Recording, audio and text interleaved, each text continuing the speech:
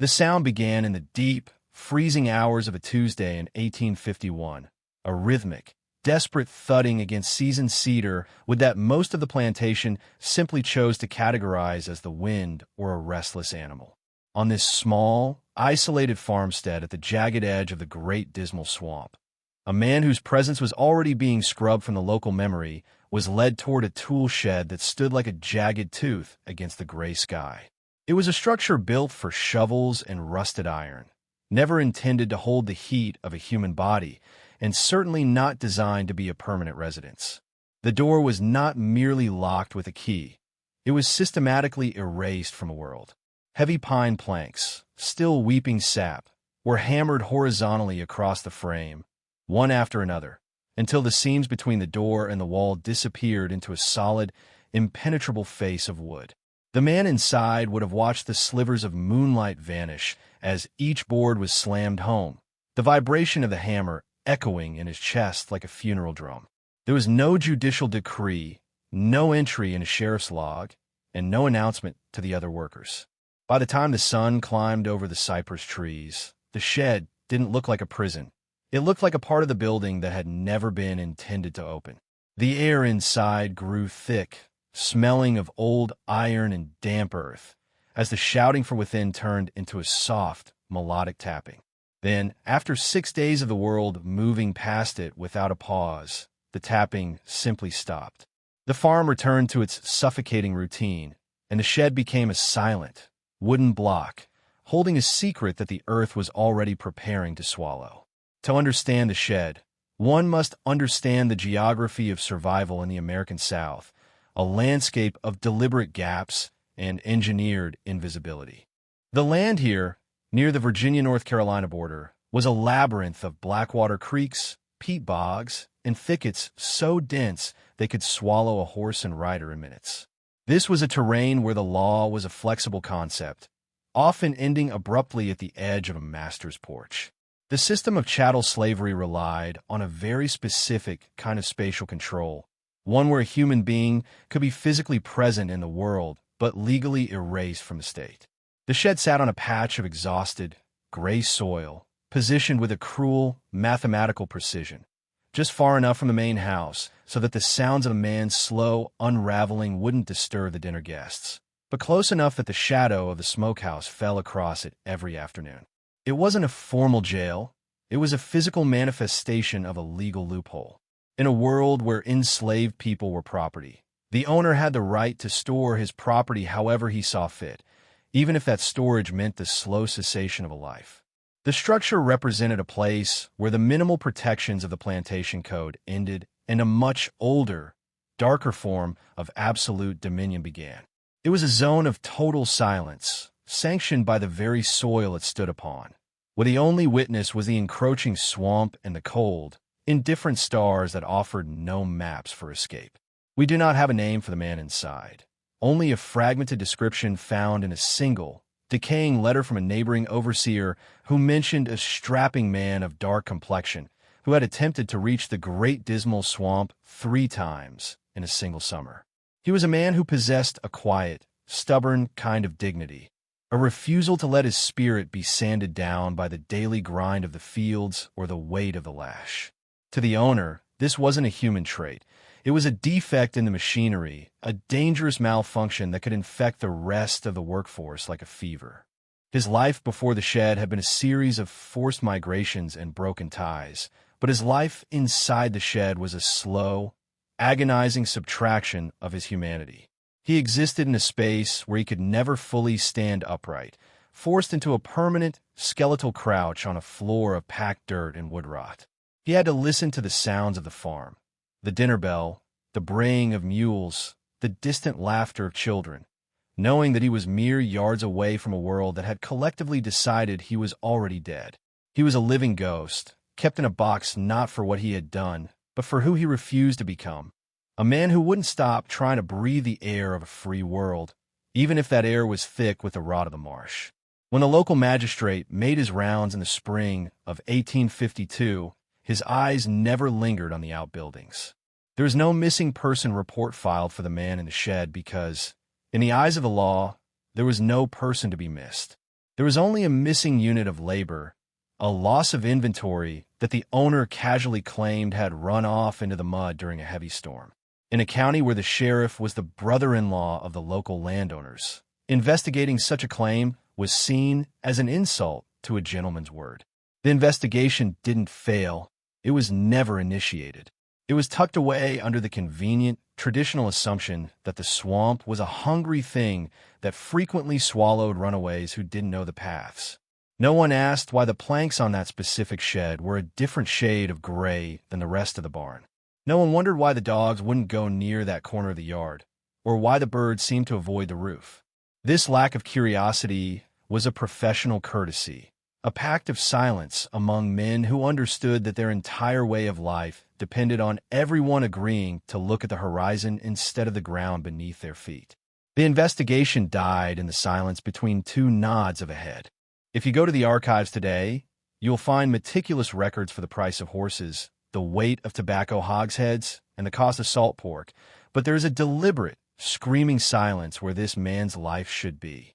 The census of 1850 might show a tally of males under a certain age on that property, but by the 1860 slave schedules, those numbers have shifted and settled like silt in a river, leaving no explanation for the disappearance. There were no death certificates for the enslaved in these rural parishes. There were only disposals or inventory adjustments scrawled in the margins of personal ledgers that have long since turned to dust. This wasn't a case of sloppy record-keeping. It was a highly sophisticated form of bureaucratic erasure. By ensuring that the confinement was never documented, the state and the owner ensured that the crime, as far as history was concerned, never took place. The man in the shed was removed from the human ledger while his pulse was still detectable, turned into a non-entity by a system that was more interested in the balance of a checkbook than the location of a soul. He was deleted by the stroke of a pen before he was ever buried by the earth. The silence that followed was not a void, but a heavy, active pressure that sat over the community like a damp wool blanket. Everyone on the neighboring farms knew what was happening in that corner of the yard, but in the South, knowing was a private burden, never a public topic. They spoke in hushed, coded tones at the mercantile about the trouble on the creek, using vague euphemisms to avoid the jagged edges of the truth. The enslaved people on the surrounding plantations carried the story in whispers, a grim folk legend whispered over wash basins and in the shadows of the quarters. It was a warning of what happened when the master decided you were no longer worth the trouble of a whip. But they had no platform, no voice that reached the ears of those who could change the world. This silence was the most effective weapon in the owner's arsenal. It was maintained not just by fear, but by a collective societal agreement that certain horrors were simply the cost of doing business. The man in the shed was forgotten, because to remember him was to admit that the entire structure of their world was built on a foundation of unpunished cruelty. He was silenced twice, once by the boards on the door, and once by the tongues of his neighbors. The beneficiaries of this quiet disappearance were not just the man who owned the land, but the entire social order that valued stability above all else.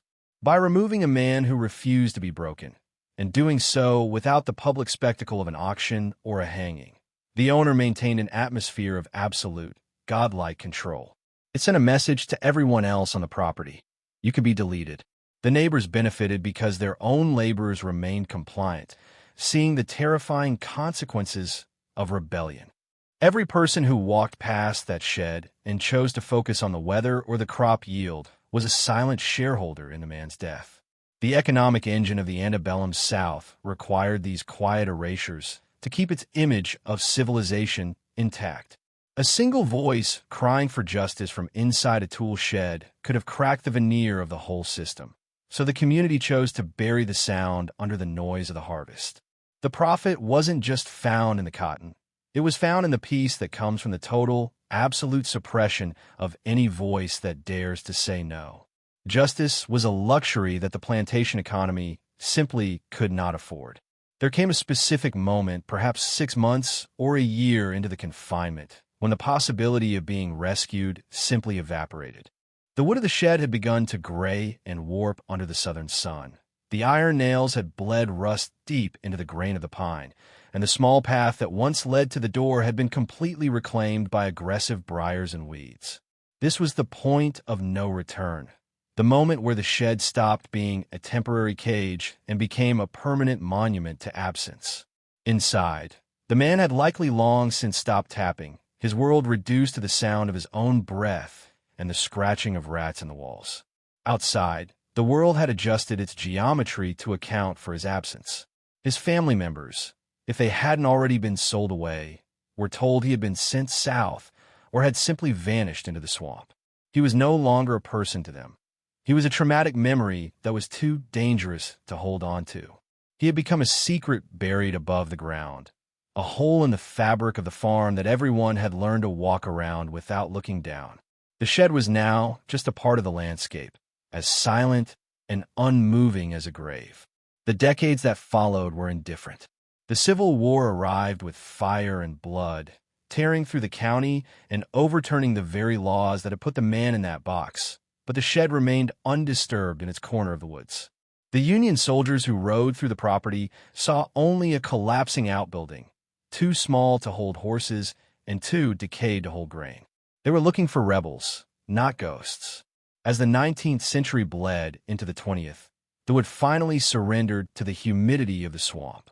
The roof caved in first, followed by the walls, which folded inward like the ribs of a dying animal. The story didn't end with a dramatic discovery or a late-coming justice. It ended with the slow, methodical process of biological decay. The bones, if they hadn't already been scattered by scavengers, were pulled down into the acidic soil by the roots of the water oaks. The physical evidence of the crime was digested by the earth, leaving behind nothing but a slight, rectangular indentation in the mud that looks like a natural dip in the forest floor.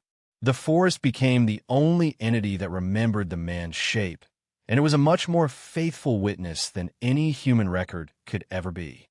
The earth kept the secret better than the people did. Today, there is absolutely nothing left to see. If you were to find that exact coordinate on a map, you would likely find a modern logging road, a quiet subdivision, or perhaps just a stretch of protected wetlands where the mosquitoes are the only things that bite. There is no historical marker, no plaque, and no mention in the local heritage books to tell you that a man spent his final, agonizing months screaming into the darkness within those few square feet. We are left with a narrative that has no ending and a protagonist who has no name. The true injustice of this case wasn't just the physical confinement.